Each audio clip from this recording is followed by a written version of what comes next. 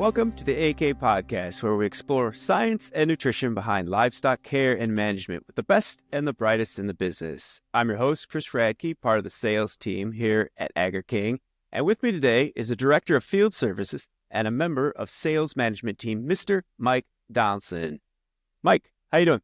Very, very well, Chris. How's everything in your world been lately? I am pretty good. It's been not too cold, so we're doing great in my family. Good. Hey, Mike.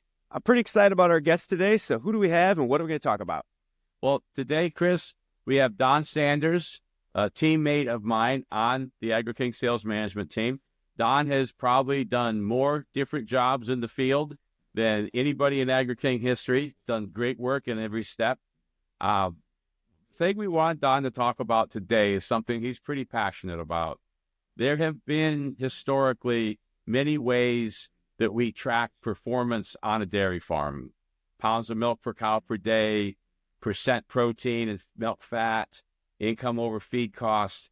About 20, 25 years ago, Agri-King was one of the early dairy nutrition companies to start watching feed efficiency.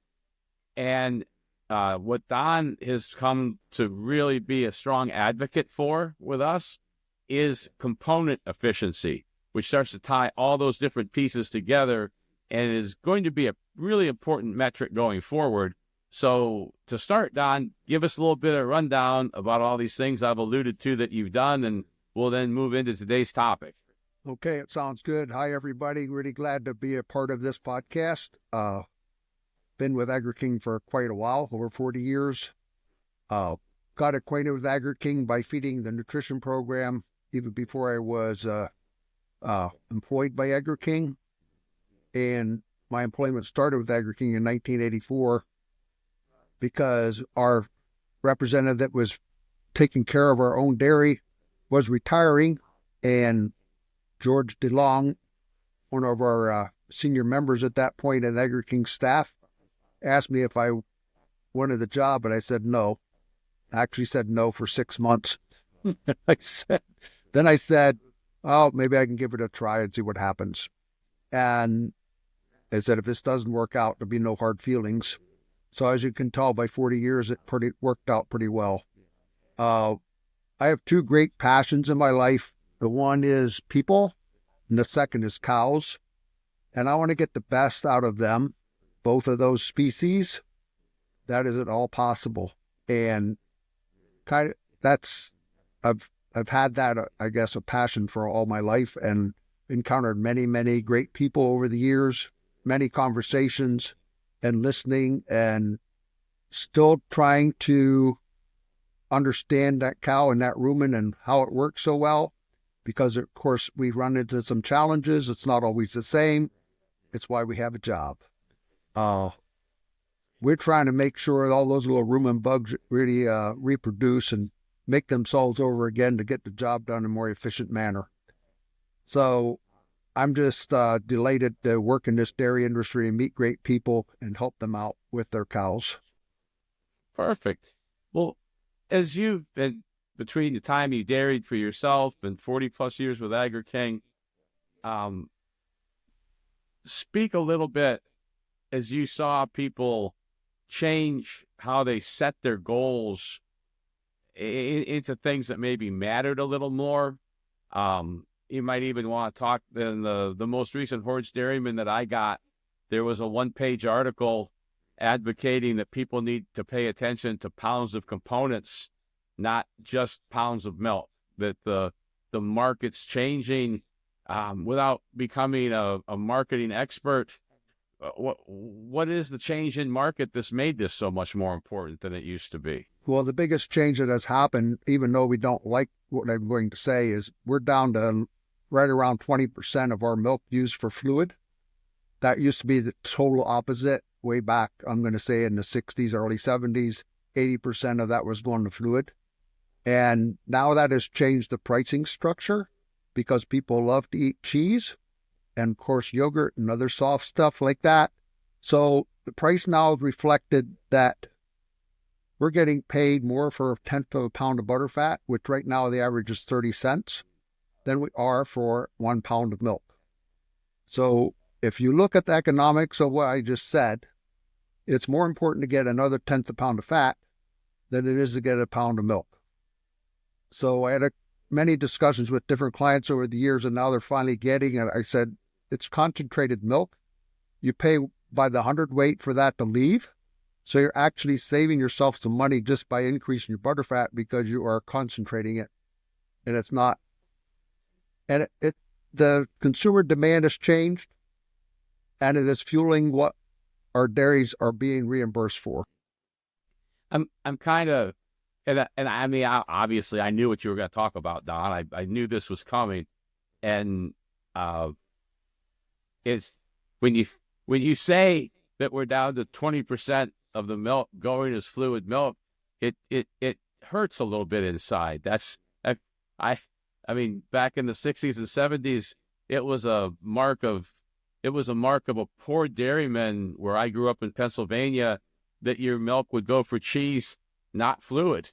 That was the mark of either poor quality or, just you didn't want anything but your milk in a bottle. That was the only thing that was worth chasing. And that is an awfully big change. You said you finally got people starting to grasp that this change is taking place. It doesn't make you behind if you're a dairyman that's still figuring this out, does it? No, it does not. Not at all, because we were entrenched in our ways for a long time. And it's something that if you aren't really looking at your milk check, I know how they are. You get the check, goes to the bank, it's automatically deposited now. You see what you write. And if you're not dissecting it, you're not looking at what the value was of the fat or the protein or the fluid. Most people just say, oh, the bottom line, what is the milk house price today? Mailbox price. One of the things, and I was with Agri-King when this emphasis began of looking at feed efficiency, and you were very much out in front of that.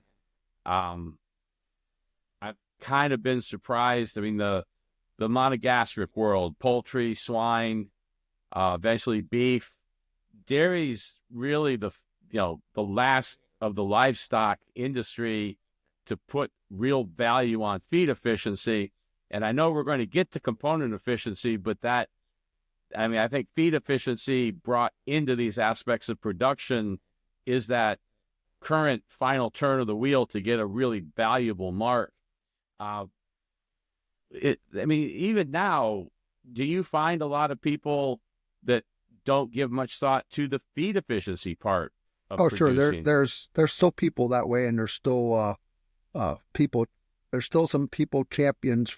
Cows eat more, get more milk, so to speak, but that's not really increasing your bottom line if you look at the total picture.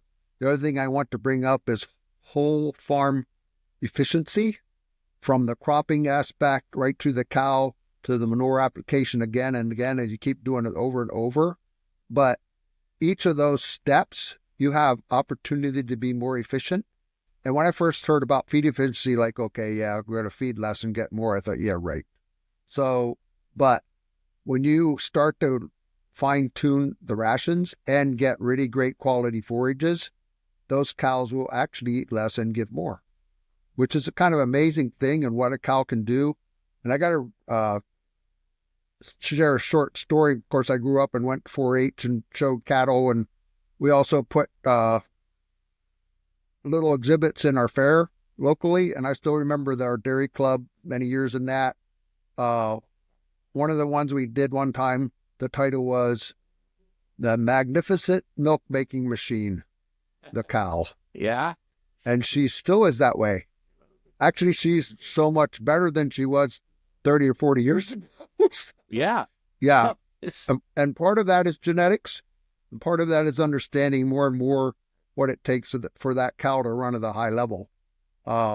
It's lots of things, and we'll get into some of them later, but feed efficiency was a little goofy at first because I thought, we were toting to get 60 or more pounds of dry matter intake cows and getting 80 pounds of milk, and I'm saying 34 years ago.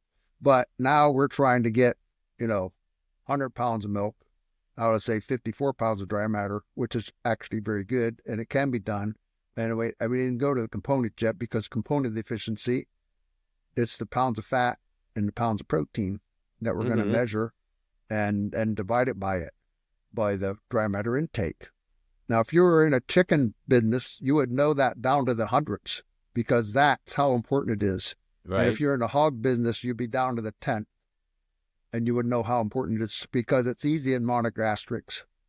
It's not as easy when you start adding forage to the situation. It becomes easier because TMRs were invented. By the way, this is not right or wrong, but I just still remember the first person I heard about was Dr. McCullough out of Georgia. He's the one that actually talked about TMRs and how he put them together. And some of my clients at that point said, yeah, it's going to make it just like feeding cows, like we feed hogs and chickens. And they were correct, except there's different ingredients in there. Right. So it was a learning curve for a lot of people, and everybody's at a different spot in their life, and there's reasons for them to be there. It's trying to find out where they want to go from where they are presently. While there are, and we'll get to this maybe not till part 2, there are some accepted standards of good, very good, and excellent. But this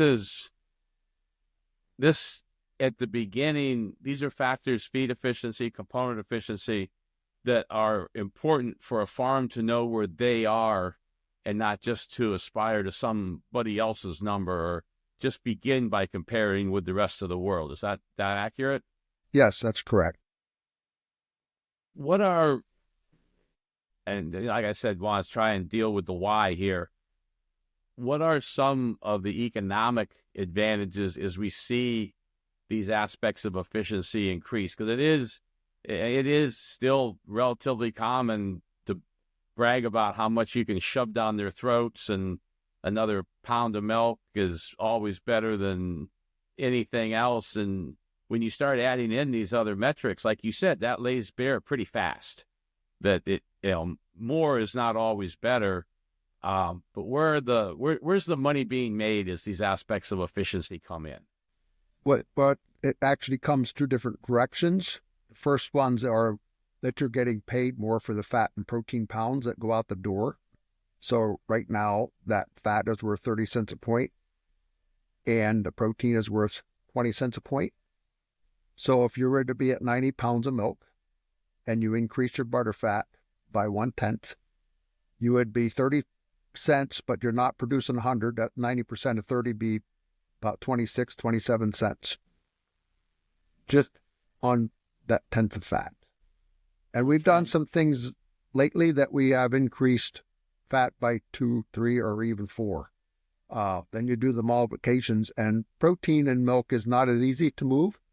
So it's worth 20 cents per point. Again, if you're at 90 pounds, you're down to 18 cents. But you usually can't move it by 1/10 as fast, so I say you cut that in half, so you'd be at 9 cents or 0.05. So if you took your 25, 26 cents plus 9, you're about 36 cents per cow per day, which is a large number. And that's why more and more people pay attention to it.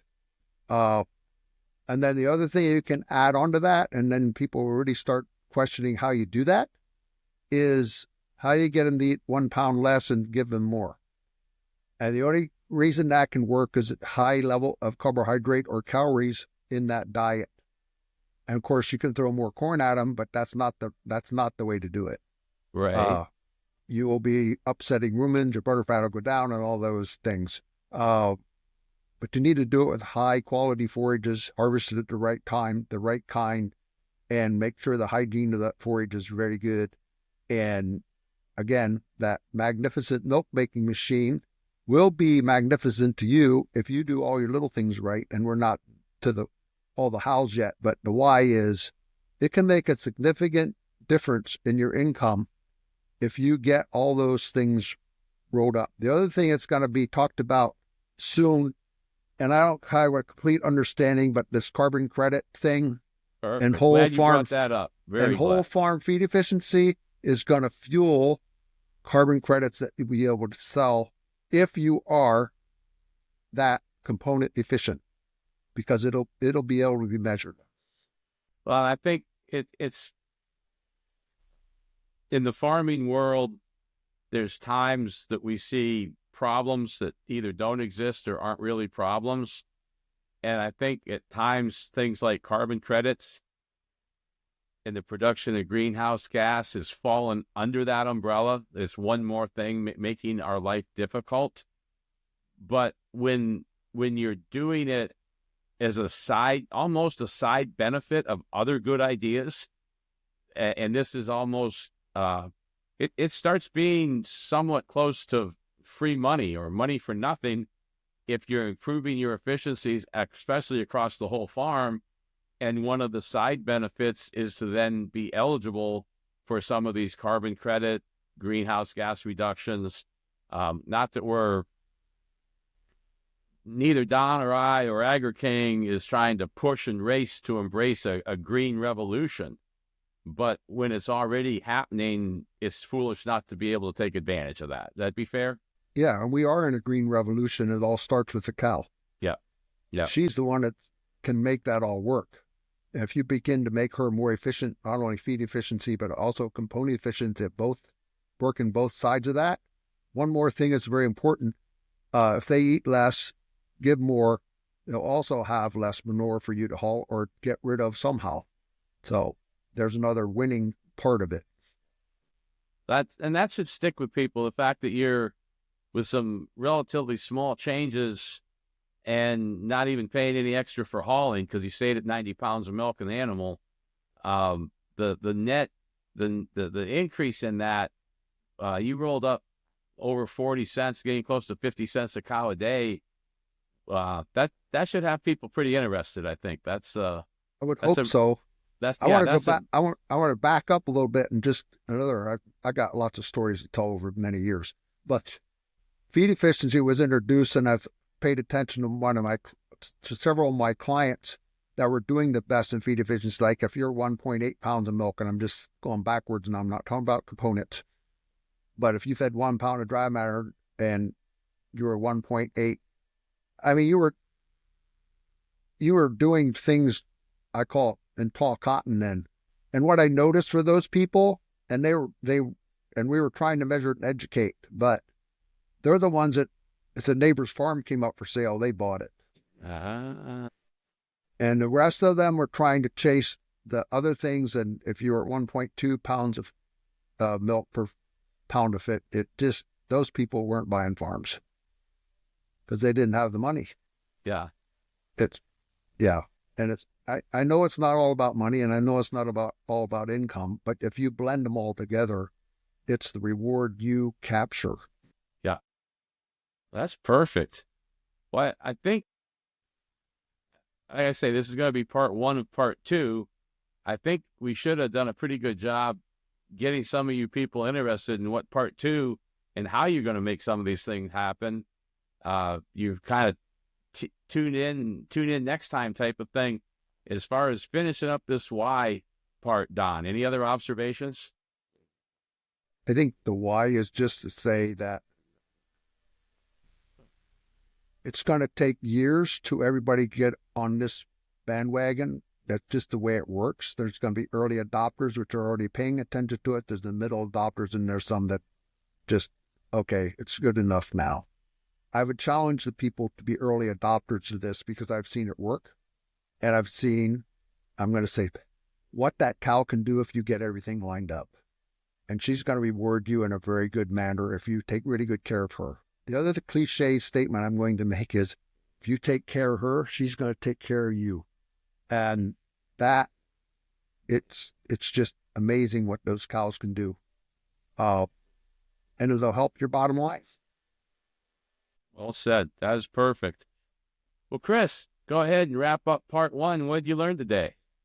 I learned that Don has a passion for people and cows, the magnificent milk-making machine from his 4-H years. I love that. Don, I would say that you are one person that when your name is mentioned, because I'm new here at Agri-King, that people just have a really deep respect for you and the things you've done. So I'm super excited about your passion and love your energy and just your love of people and the cows. Thank you, Chris. All right. If you liked what you heard, if you enjoyed what we were talking about, hit us up on any of our socials. And if you have any questions, concerns, or thoughts, you can ask us a question at podcast@agriking.com. Don and Mike, thank you so much. Thank you, sir. We'll catch you next time with part 2, people. Thank you, Chris.